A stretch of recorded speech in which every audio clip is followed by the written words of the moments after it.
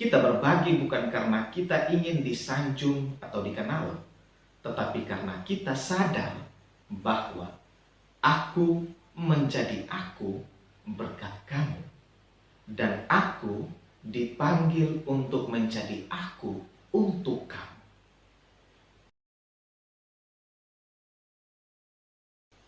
Sampai salam jumpa kembali dengan saya Romo Adnan di dalam channel ini.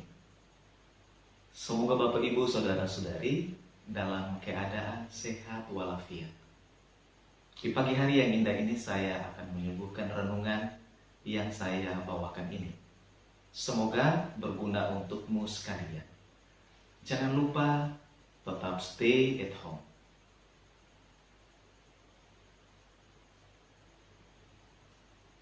Bacaan dari Kisah Para Rasul bab 20 ayat 28 sampai 38. Dalam perpisahan dengan para penatua jemaat di Efesus, Paulus berkata, "Jagalah dirimu dan jagalah seluruh kawanan, karena kamulah yang ditetapkan Roh Kudus menjadi penilik untuk menggembalakan jemaat Allah yang diperolehnya dengan darah anaknya sendiri. Aku tahu bahwa sesudah aku pergi, serigala-serigala yang ganas akan masuk ke tengah-tengah kamu dan tidak akan menyayangkan kawanan itu. Bahkan dari antara kamu sendiri akan muncul beberapa orang yang dengan ajaran palsu berusaha menarik murid-murid dari jalan yang benar supaya mengikut mereka. Sebab itu berjaga-jagalah dan ingatlah bahwa aku 3 tahun lamanya siang malam dengan tiada henti-hentinya menasihati kamu masing-masing dengan mencucurkan air mata. Dan sekarang aku menyerahkan kamu kepada Tuhan dan kepada firman kasih karunia-Nya yang berkuasa membangun kamu dan berkuasa pula menganugerahkan kepada kamu bagian yang ditentukan bagi semua orang yang telah dikuduskan. Perak atau emas atau pakaian tidak pernah aku ingini dari siapapun juga. Kamu sendiri tahu bahwa dengan tanganku sendiri aku telah bekerja untuk memenuhi keperluanku dan keperluan kawan-kawan seperjalananku. Dan segala sesuatu telah kuberikan contoh kepada kamu, bahwa dengan bekerja demikian kita harus membantu orang-orang yang lemah dan harus mengingat perkataan Tuhan Yesus, sebab Ia sendiri telah mengatakan, adalah lebih berbahagia memberi daripada menerima. Sesudah mengucapkan kata-kata itu, Paulus berlutut dan berdoa bersama-sama dengan mereka semua. Maka menangislah mereka semua terseduh-seduh, dan sambil memeluk Paulus, mereka berulang-ulang mencium dia. Mereka sangat berduka cita, terlebih-lebih karena Paulus katakan bahwa mereka tidak akan melihat mukanya lagi. Lalu mereka mengantar dia ke kapal. Demikianlah sabda Tuhan. Syukur kepada Allah. Tuhan sertamu dan sertamu juga. Inilah Injil Yesus Kristus menurut Yohanes. Dimuliakanlah Tuhan. Injil Yohanes bab 17 ayat 11b sampai 19. Dalam perjamuan malam terakhir, Yesus menengadah ke langit dan berdoa bagi semua murid-Nya. Ya Bapa yang kudus, peliharalah mereka dalam nama-Mu, yaitu yang telah Engkau berikan kepadaku, supaya mereka menjadi satu sama seperti kita. Selama aku bersama mereka, aku memelihara mereka dalam nama-Mu, yaitu nama-Mu yang telah Engkau berikan kepadaku. Aku telah menjaga mereka, dan tidak ada seorang pun dari mereka yang binasa selain dia yang telah ditentukan untuk binasa, supaya genaplah yang tertulis dalam kitab suci. Tetapi sekarang aku datang kepadamu. Aku mengatakan semuanya ini sementara aku masih ada di dalam dunia, supaya penuhlah sukacitaku di dalam diri mereka. Aku telah memberikan firman-Mu kepada mereka, dan dunia membenci mereka, karena mereka bukan dari dunia, sama seperti aku bukan dari dunia. Aku tidak meminta supaya engkau mengambil mereka dari dunia, tetapi supaya engkau melindungi mereka dari yang jahat. Mereka bukan dari dunia, sama seperti aku bukan dari dunia. Kuduskanlah mereka dalam kebenaran. Firman-Mu adalah kebenaran. Sama seperti engkau telah mengutus aku ke dalam dunia, demikian pula aku telah mengutus mereka ke dalam dunia. Dan aku menguduskan diriku bagi mereka, supaya mereka pun dikuduskan dalam kebenaran. Demikianlah Injil Tuhan, terpujilah Kristus. Bapak, Ibu, saudara-saudari yang terkasih di dalam Kristus. Hari ini dalam Injil dikisahkan bahwa dalam perjamuan malam terakhir, Tuhan Yesus mendoakan semua murid-Nya. Apa saja isi doa dari Tuhan Yesus?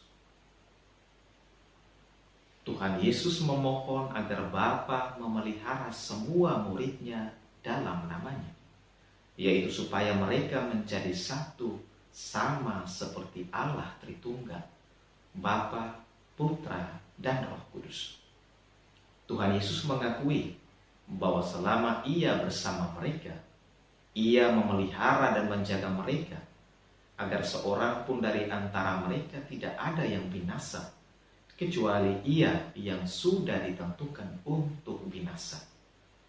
Tuhan Yesus ingin agar semua murid-Nya penuh dengan sukacitanya. Tuhan Yesus mendoakan para murid-Nya karena Ia akan segera meninggalkan dunia, tetapi para murid-Nya masih tinggal di dalam dunia.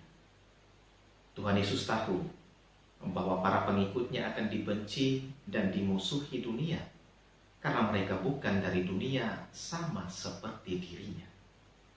Dunia dimaksudkan di sini adalah keadaan orang yang menolak Kristus dan ajarannya dan membenci para pengikut Kristus. Tuhan Yesus memohon perlindungan Bapa bagi para murid-Nya karena Ia telah memberikan firman Allah kepada mereka untuk diwartakan di dalam dunia. Tuhan Yesus tidak meminta agar Bapa mengambil para murid-Nya dari dunia ini, tetapi untuk melindungi mereka dari yang jahat. Tak hanya itu, Tuhan Yesus juga memohon kepada Bapa agar menguduskan mereka di dalam kebenaran, karena firman Allah adalah kebenaran. Dan firman Allah itu telah diberikan oleh Yesus kepada para murid-Nya, dan para murid-Nya diutus ke dalam dunia untuk mewartakan firman Allah itu. Tuhan Yesus telah menguduskan dirinya bagi mereka, supaya mereka juga dikuduskan dalam kebenaran. Doa Tuhan Yesus menjamin bahwa para murid akan terpelihara dari serangan jahat dunia. Bapak, Ibu, saudara-saudari yang terkasih di dalam Kristus, Tuhan Yesus berdoa untuk semua murid-Nya. Itu berarti bukan saja ke-12 murid-Nya, tetapi juga kita, orang Kristiani, para pengikut-Nya. Tuhan Yesus meminta agar Bapa memelihara kita untuk tetap bersatu. Artinya, supaya kita seia sekata, sehati sepikir, tetap bekerja sama, tidak saling merampas tugas, tidak saling menyaingi, dan tidak saling berkompetisi. Tuhan memelihara kita bukan dengan cara meluputkan kita dari bahaya atau mengeluarkan kita dari dunia. Tuhan memelihara kita berarti Tuhan menjauhkan kita dari yang jahat dan menguduskan kita. Kita pengikut Kristus tetap masih harus mengalami bahaya-bahaya dari dunia ini, tetapi kita akan dikuduskan. Menjadi orang Kristiani tidak berarti dibebaskan dari tantangan, dari rintangan, dan beban derita dunia ini. Kristus justru mengharapkan agar kita mau menghadapi tantangan dunia ini, mau berjuang di dunia ini, mau menderita seperti Dia demi kebenaran. Kita bukan dari dunia ini, tetapi kita berasal dari Allah. Itu berarti kita ini milik Allah dan milik Kristus, dan bukan milik dunia. Melalui firman Allah sendiri, kita akan dikuduskan di dalam kebenaran. Marilah kita bersyukur bahwa Tuhan Yesus tidak melupakan kita, tetapi Ia selalu membawa kita di dalam doa-doanya. Tuhan Yesus tetap menjaga dan memelihara kita, dan Ia tidak membiarkan kita sendirian dan binasa. Tuhan Yesus malah meminta kepada Bapa agar kita dilindungi dari yang jahat. Tuhan Yesus tahu bahwa kita masih ada, tinggal di dunia ini, masih bergulat dengan dunia yang penuh dengan kejahatan. Kita mesti bersyukur bahwa Tuhan Yesus mendoakan kita agar kita dikuduskan dalam kebenaran. Tuhan Yesus mau agar kita tetap berpegang pada kebenaran Allah, meskipun kita menghadapi tantangan dari dunia seperti sekarang ini. Doa Tuhan Yesus bagi kita semua, karena bagi Yesus kita semua adalah penting. Doa Tuhan Yesus ini menyadarkan kita untuk menjauhi yang jahat dan terus berjuang mengejar kekudusan hidup. Karena kita dipanggil kepada kekudusan. Kita ini makhluk pejalan yang selalu berjalan menuju kekudusan. Kita mesti mengakui bahwa selama kita hidup di dunia ini, kita mesti terus berjuang. Walaupun kita jatuh, tetapi kita mesti bangun kembali dan berjalan lagi melewati setiap tantangan yang menguji iman kita. Terkadang kita jatuh dalam insting primitif kita, ketidaksetiaan, kesombongan, kemalasan, dan lain sebagainya. Namun ada saatnya kita mesti berhenti dan melihat diri kita. Sudah sejauh mana saya berjalan, dan mulai membangun kembali kedekatan kita dengan Tuhan di dalam doa-doa kita. Karena hidup yang tidak pernah direfleksikan tidak layak untuk dihidupi. Bapak, Ibu, saudara-saudari yang terkasih, tentu kita mesti mengakui bahwa kita berjalan di dunia ini tidak sendirian. Kita butuh orang lain. Kita berjalan bersama orang lain. Tuhan Yesus saja ingat kita dan mendoakan kita. Maka kita yang adalah pengikutnya juga mesti saling ingat dan saling mendoakan. Bahkan doa mestinya menjadi nafas kita. Tuhan Yesus saja memelihara dan menjaga kita. Maka kita, pengikutnya pun mesti saling memelihara dan menjaga.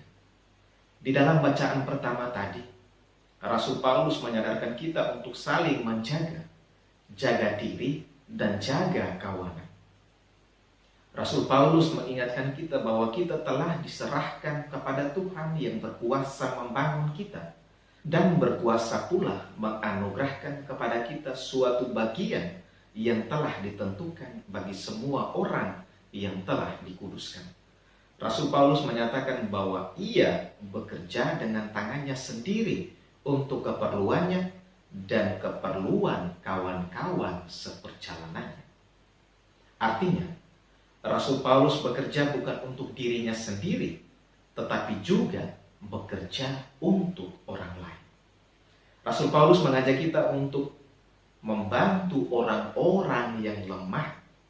Rasul Paulus memberikan contoh bagaimana ia tidak menjadi milik dunia dan dikuasai oleh dunia, tetapi ia mampu menggunakan perkara-perkara duniawi sebagai jalan untuk mencapai kekudusan.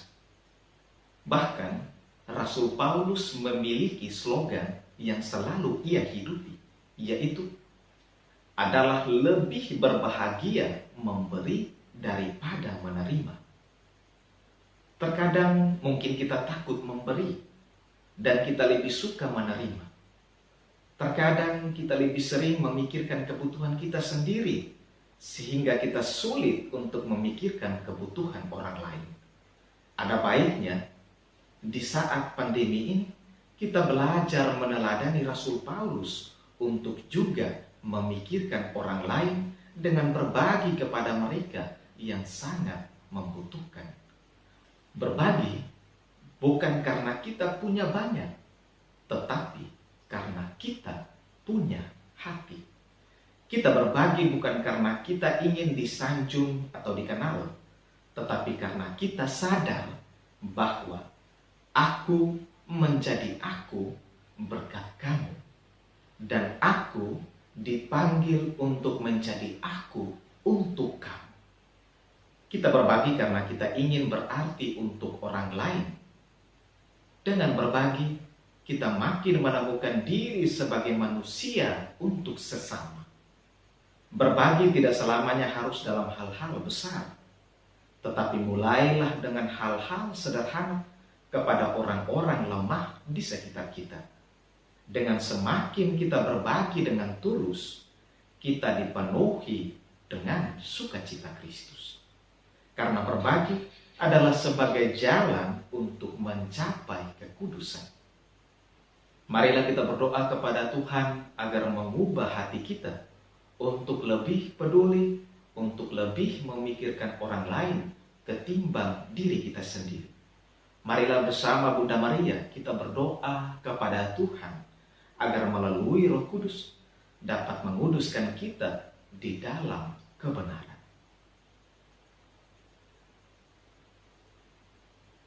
Amin. Selamat pagi dan selamat berkarya. Jaga kesehatan dan tetap stay at home. Sampai Tuhan memberkatimu sekalian. Bapak, Ibu, Saudara-saudari yang terkasih, terima kasih sudah menonton video renungan ini. Jika suka dengan video ini, silakan like, komen, subscribe, dan bagikan juga dengan teman-teman kalian.